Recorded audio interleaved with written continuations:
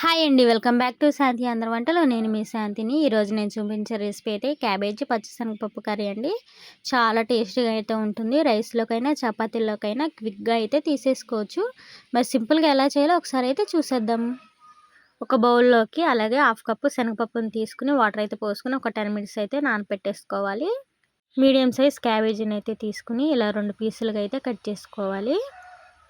నేను ఇక్కడ ఒక బౌల్లో అయితే వాటర్ అయితే తీసుకుని అయితే పెట్టుకున్నానండి. ఇక్కడ క్యాబేజీకి దుంప అనేది ఉంటుంది కదా, అదైతే తీసుకుని అయితే కట్ చేసుకోవాలి.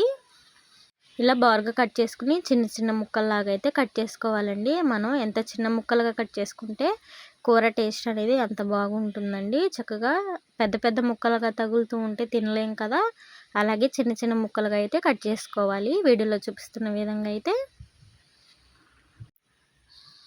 ఇలా కట్ చేసుకున్న తర్వాత వీటి మొత్తాన్ని అయితే వాటర్లో అయితే వేసుకుని శుభ్రంగా అయితే వాష్ చేసుకోవాలండి. ఒకటికి 2 సార్లు అయితే శుభ్రంగా వాష్ చేసుకుని అయితే తీసుకోవాలి.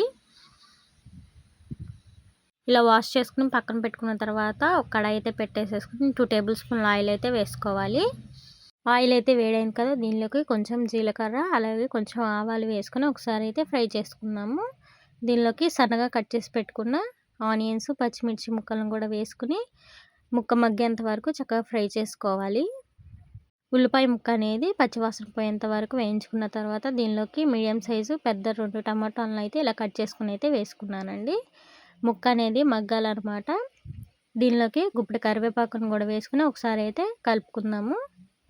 ఇలా కలుపుకున్న తర్వాత మూత పెట్టేసేసుకుని 2 మినిట్స్ అయితే లో ఫ్లేమ్లో పెట్టుకుని మగ్గించుకోవాలి.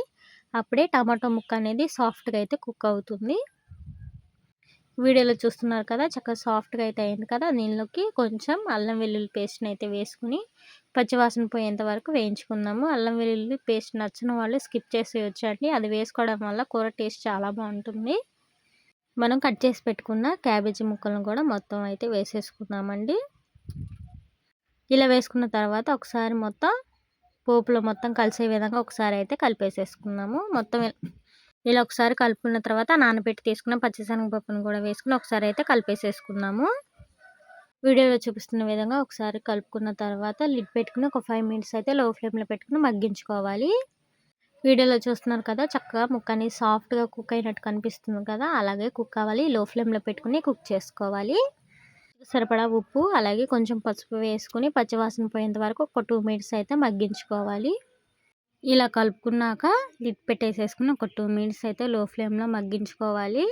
చక్కగా ముక్క కూడా చక్కగా ఫ్రై అయినట్టు కనిపిస్తుంది కదా.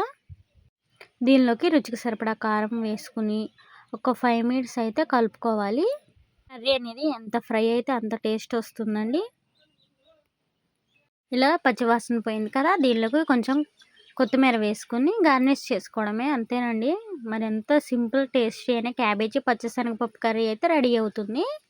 చపాతీలోకి తీసుకున్న రైస్లోకి తీసుకున్న చాలా టేస్టీగా అయితే ఉంటుందండి. మరి ఈ రెసిపీ నచ్చినట్లయితే లైక్ షేర్ సబ్స్క్రైబ్ అయితే చేసుకోండి.